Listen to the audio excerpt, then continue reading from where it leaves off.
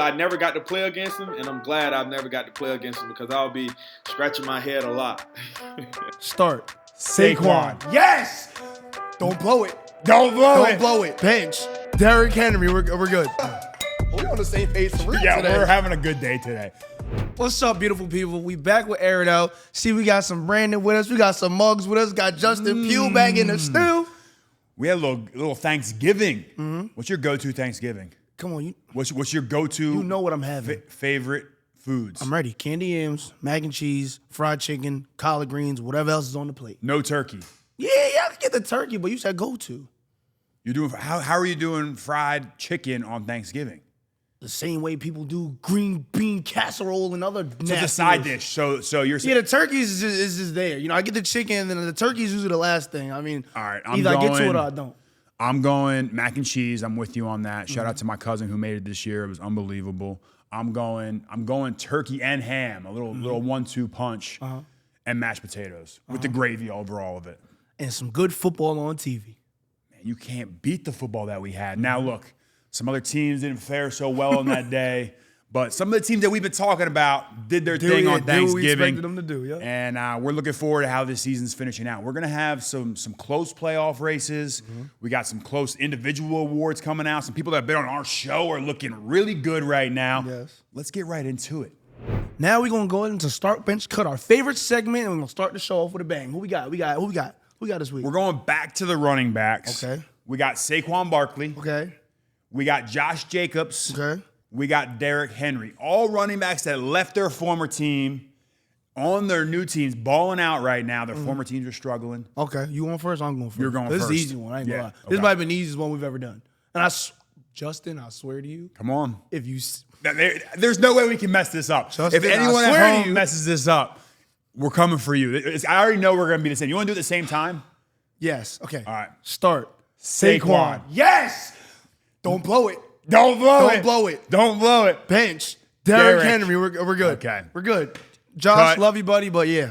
Josh, I'm you sure look- you'll be great on your next team. Now, Derrick Henry has more rushing touchdowns than Saquon. That's fair, but I think we both understand why The we're tush starting push. to. What? Well, I'm just saying, touchdown-wise, Yeah, sure. Jalen has taken like 9-10 touchdowns from Saquon. Yeah. Saquon's a closer. That's fair. And Derrick, we love you too, Derrick. There's not anything away from you, but Saquon probably is the MVP of the NFL right now. The Eagles lost like 9 straight games last year. The team looked like they were in shambles. They added one guy, Saquon Barkley, and they've turned the whole team around. They look like a wagon right now. If there is, hold on. Yeah, exactly. We're on the same page for real Yeah, today. we're having a good day today. If you think we should add another running back to this, if there was another running back that could take over Saquon and Derrick Henry, let us know in the comments, because obviously it's not Josh Jacobs. Is it Joe Mixon? Is it Jahmyr Gibbs? It's one of them buddies from the Lions. It's David one- Montgomery. One of them. Yeah, he running hard. Running hard. All right, that's a wrap. We got nothing. Yeah, we got to get to third and short. There's a lot to talk about this week. All right, let's do it. Third and short. Because we almost got into it a little early. I know, you're right. Now we're here, and let's just jump right back on track with this Eagles-Ravens game. Watching that game, I feel like we kind of knew what to expect. You know, it's just going to be, like you said, a battle of potential MVPs. This was Lamar's chance to prove he's the MVP. It's a Saquon's chance to prove he's the MVP. Both of these teams always have that hope to go to the playoffs, but which one's for real? And just watching that game was so distinctive. Third down, Ravens would find a way to fold. Yeah. Third down, Saquon would take off. It was an interesting game for sure. I picked the Eagles to win. The Eagles have looked unbelievable since coming out of their bye week. I mean, remember early on in the season, we were still a little skeptical on the Eagles. Like they went to Brazil. They didn't look great against the Packers. Saquon had a drop pass in a crucial game early on in the season. Everyone was calling for Saquon's head. Now everyone's wearing Saquon jerseys. They close out better than any team in the NFL. Jalen Hurts is one of the best leaders of men in football. Like he's just the silent assassin that just goes out there and week in, week out, leads by example.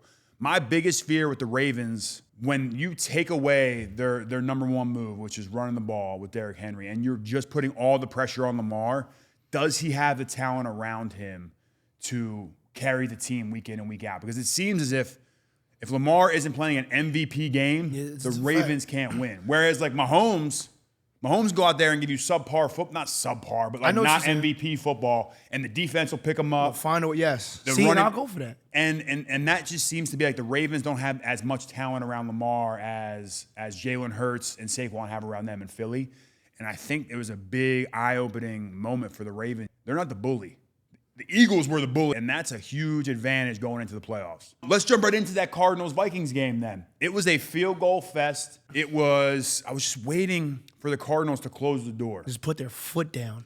We've been rooting for the Cardinals, low-key. I mean, we're both AZ boys. We're a little bit of homers. We're from there. I played for the Cardinals. I know those guys personally. They did the one move that I asked of them. They signed James Conner to an extension last week, so they got my boy JC locked up. They fed him the rock. Marvin Harrison's continuing to get into a groove. I'd like to see them feed him. The Cardinals were up 19-6. They shut the Vikings down, and then you let them get back into the game. I've criticized the Cardinals defense all year long. The past few weeks, I've been eating my words. I've been giving the shout out to Jonathan Gannon, to Nick Rawless, the defensive coordinator for the Cardinals. The next game we're going to talk about is the Chargers. Short week, traveling to Atlanta, Dirty Bird's Nest, and giving Kirk Cousins a beating. I mean, if Kirk Cousins don't have the lowest approval in the NFL right now, I don't know who does. Do you bench him for Michael Penix Jr.? I don't know, but I know the fans would love to do that. So it's like, as the coach, what do you value more? Like, do you trust your guy, or do you try to give Atlanta what they want? This is where I think the GM and head coach screwed this whole situation up. You brought Kirk Cousins in, paid him all this money, and before he can even build rapport, meet his teammates, you draft a dude in the first round, and you're like, yeah, he's the future. We're going to wait and put him on the bench. But yeah, they try to do the Packers. But if I'm an offensive lineman, I don't know Kirk Cousins yet. So, like, he hasn't built any, like, clout with me yet. So, like, if he goes out there and struggles, I'm looking at this first-round pick, and I'm like, why aren't we playing him? Like, Kirk, I don't owe Kirk anything. Kirk is just a high-paid mercenary at this point. So I think the GM and the head coach, I like Terry Fontenot, who's the GM. I like the strategy, like best available. Michael Penix Jr. is there, draft him. Mm-hmm.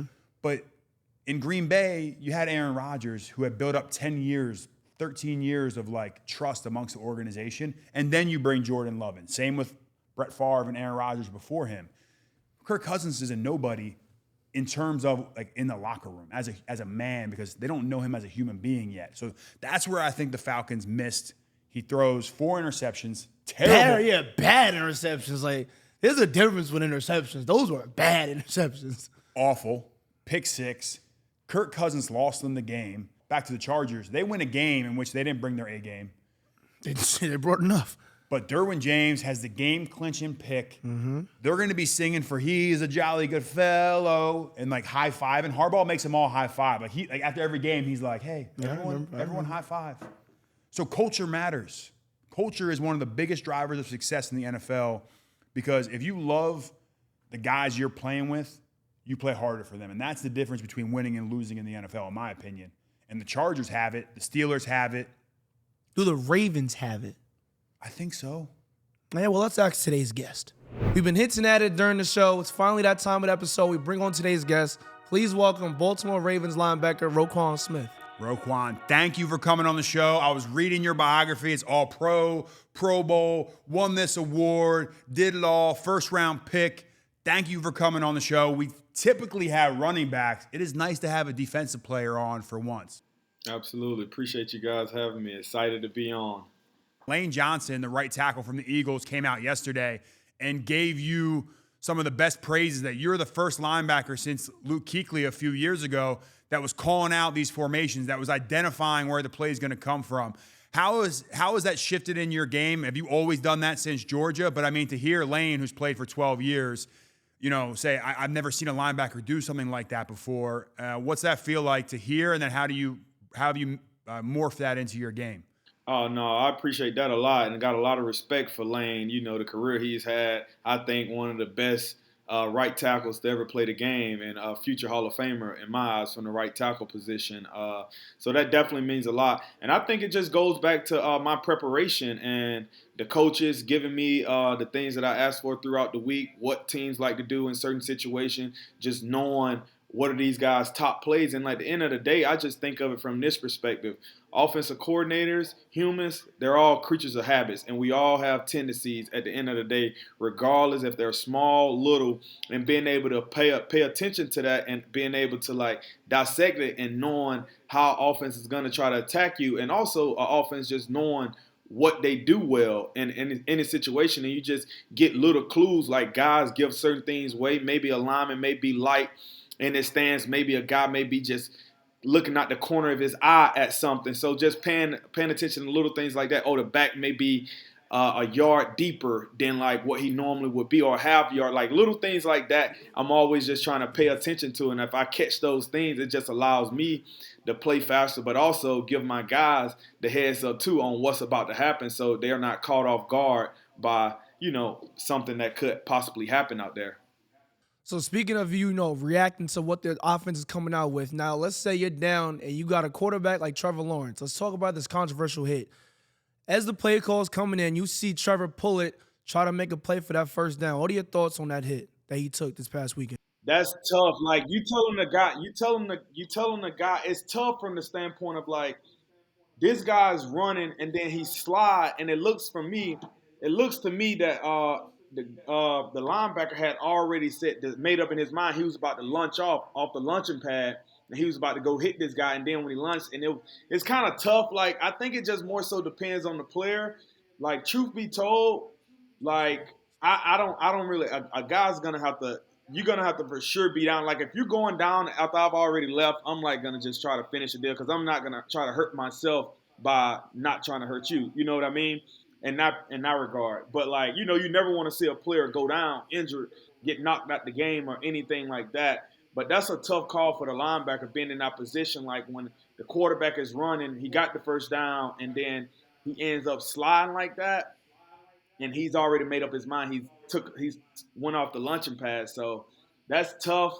And it's hard for me to say that the linebacker was in the wrong right there. Like if he couldn't, he probably tried.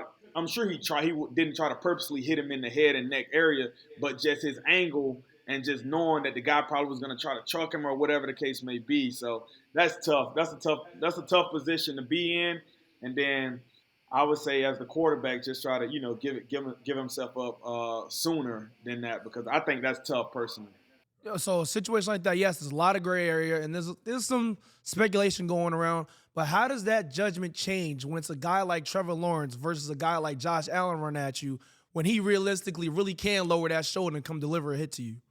Honestly, my approach is the same for whichever quarterback. If it's Josh Allen, Trevor Lawrence, like whoever, because if a guy get a chance to embarrass you, he's gonna embarrass you. Like it's the NFL, so I don't take any of it lightly. So I'm gonna try to punish each and every guy every chance I get, because I know if the shoes were reversed, they're gonna do the same. Okay, so let's trade you for a second. You on the outside looking into the Baltimore Ravens.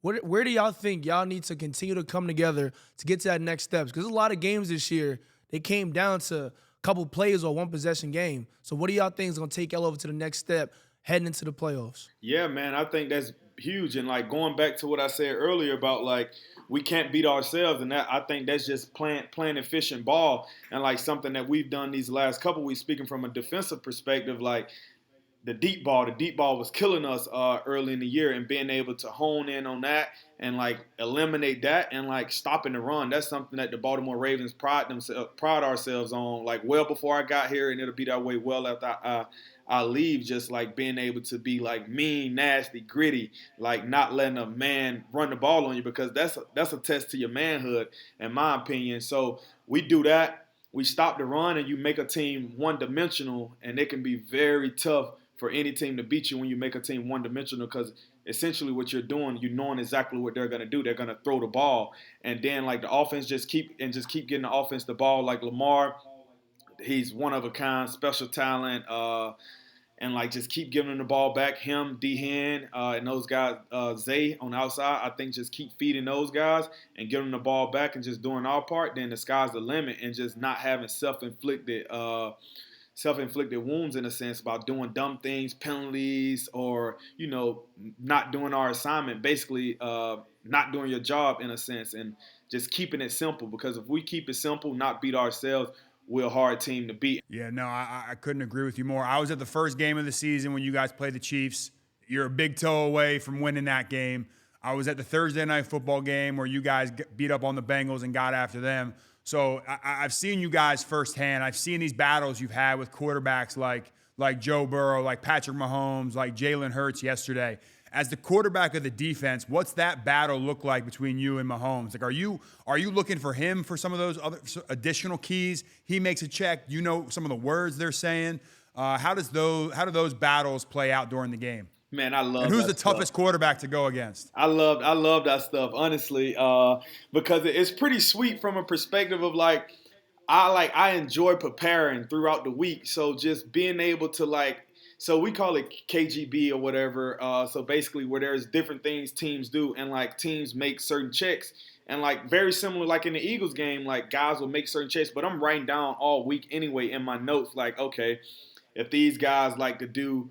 Oh, if they call zone open, say random, they call zone open zip or zap, whatever the case may be. So I'm writing that down in my notes, and I study these things throughout the week. So at least twice a week, I'm looking over these things for 30 minutes. The key plays that they like to do or the certain checks that they like to do, and it's just something that I take pride in. And as far as the quarterback perspective, I enjoy going up against quarterbacks who truly check at the line, different things like that. So it's like a mind game. Okay, you checked out of this play. What are you checking to? Oh, is it a dummy kill or is it actually a kill? You see something? Are we showing something else? Are we getting you to do what we want you to do in a sense? So little things like that. But Mahomes, he's pretty clever. Joe Burrow, he have that privilege to be able to check at the line. Even sometimes with Josh Allen, that was my first time playing against him early in the year, but he had the same type of privilege. So any of the quarterbacks that's able to do that, even when I was younger in my career, when Brady was doing all of that, and then Aaron Rodgers too, man, he was back in Green Bay, Aaron Rodgers would check any and every play that he wanted, which used to be a lot of times then it used to be going over my head because very early in my career, but I wish I got the opportunity now since I'm definitely more in tune to the things that happens. What about your own quarterback, Lamar? How's it going against him in practice? You have any good Lamar stories where you were just in awe of how good he is at the game and why he's the league MVP? Yeah, it's pretty special what he's able to do. Because in practice he don't even run. So that's the thing where it's just he just beats you from the pocket in practice, and it's just wow. Just imagine when he had this other thing, being able to actually pull it down and run. And when you just see some of the throws he makes and then just some of the acrobatic things he do, act like he's about to throw it somewhere, no look passes and different things like that. It's crazy. And he's quick as a cat, as we all know. So I'm glad I never got to play against him, and I'm glad I've never got to play against him because I'll be scratching my head a lot. All right, so I know you mentioned the Chicago Bears and some of those greats. Talk about Ray Lewis and what that relationship's been like. Yeah, no, with Ray Lewis, man, is I got a great deal of respect for Ray, just the career he's had, winning MVP as a linebacker and just being just a physically imposing guy, and just the standard he had and mentally, just his approach day in and day out, and the way he played the game and just being able to talk with him, ask him questions about certain things, how he see this, I think is great for any position, and honestly, especially at linebacker. If you a linebacker and getting advice from a guy like that, man, it speaks volume. As always, the only way to look downfield is to air it out. So we're going to take a moment to look downfield at some of our favorite matchups. All right, the first one we got, I'm going to this game, Thursday Night Football. You be going to some bangers, bro. Typically, Thursday Night Football is not the best games. It's just kind of division rivals. But this week, this whole season, a banger. We got Green Bay Packers, fully healthy, traveling to Detroit to take on the Detroit Lions, quite possibly the best team in the NFL. In a controlled environment, no wind and no cold. Remember the last game they played? It was pouring rain. Jordan Love was injured. Yeah. And Run it back. And they still had a glimmer of hope in that game. He threw that pick six, and it was all over. So now it's both teams at their best in a controlled environment. Yep. Who you got in this one? Lions. Jahmyr Gibbs. You're a no, I Jahmyr like Gibbs. The Lions. No, I like the Lions. You keep talking about culture this whole episode. What that man has been able to come in there and do Yeah. to the Detroit Lions. Think about if you was told when you was 10 years old that the Lions was going to be good. Exactly. No. Exactly. There's just no way. As much flowers as I'm going to give the Packers, the Detroit Lions are going to win this game because they are by far the best team in the NFL. All right, give me a score prediction. I have no idea. But I know it's going to look something like that. He's going to have 35-31. I'll take that. Okay. It could be 35-31. It could be 10-7. I think Jordan Love's going to get a couple chances to win the game, whether he takes it or not. That's how I see it happening. All right, Jordan Love, ball's in your court. Let's stay in the Midwest. We've got another banger. Chargers is flying out to play Chiefs at Arrowhead Stadium. Last time a Cali team that went to the cold didn't really work out for the 49ers too well. That was an ugly one you saw. That horrible. snow was crazy. But it didn't start ugly, though. The 49ers, I thought they was going to win the game for a second there, and then, that quickly spun that around. Who you got? What do we think? Okay, Chiefs, Chargers. I know I got. I was just saying how much I love the Chargers. The Chiefs every week, they just it's almost like a wounded animal. They're kind of just limping to the end now. It depends if my boy DJ Humphries is starting at left tackle or not. But they're still winning. They're still the Chiefs. That's what I winning. come back to. They're still the Chiefs. D-Hop is playing. He's resurgent. I mean, I don't even know you can say that because he was just buried in Tennessee. He's D-Hop. He was buried in Tennessee. D-Hop.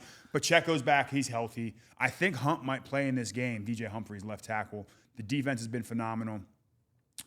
I don't think the Chargers have – losing J.K. Dobbins, who was a stud for them this year, it hurts. The run game was not the same in Atlanta. The Chargers didn't look great in Atlanta. It's just the Falcons looked awful. The Chiefs are going to find a way to win. The Chiefs are going to find a way to win. Patrick Mahomes probably going to drive down the last second, get him in field goal range. They're going to hit the field goal. It's at home. Kansas City's a tough place to play. Yeah, you seen Chiefs. You seen the comment he made on Josh Allen's touchdown to himself? Yeah. You see what he said? I said, don't be surprised if Mahomes try to come out here and do something now. Now, I don't know. Is Mahomes as athletic as Josh Allen? I don't know if Mahomes can make that play. Who knows? We might find out. Who knows? We watch him play week in and week out. Mahomes is sitting in the pocket way more than Josh Allen is. I feel you, but I mean, Patty Mahomes, though. never know. One more? Am I? No, I didn't do the no look. Yeah, you All right. never know. Do you anything you disagree with? No, I think Chiefs win this game. Okay. Yeah. Do you think the Chargers? Is there any world in which the Chargers keep it close? Like I know you said it's going to come down to Jordan Love last drive to win it or not. Did the Chargers even have that chance? No. Because I don't think Patrick Mahomes is going to, like you just said, I don't think Patrick Mahomes is going to go play like Kirk Cousins did at his home stadium. I don't see that happening. Yeah. Two road wins in a row for the Chargers. It's a lot of travel. One of them too. against my homeboy.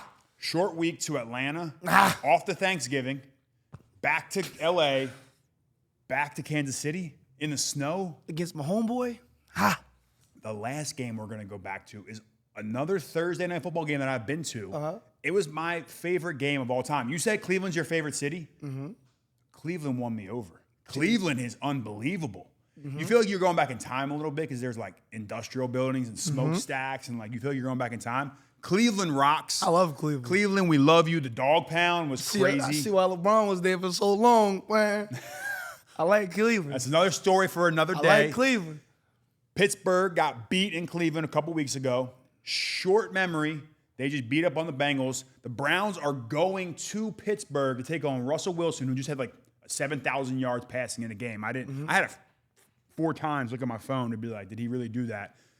Cleveland Browns have really nothing to play for. They're kind of out of it at this point. There's like a slim 1% Who don't got nothing to play for? The Cleveland Browns. Jameis Winston does. There we go. He's trying to keep that starting spot.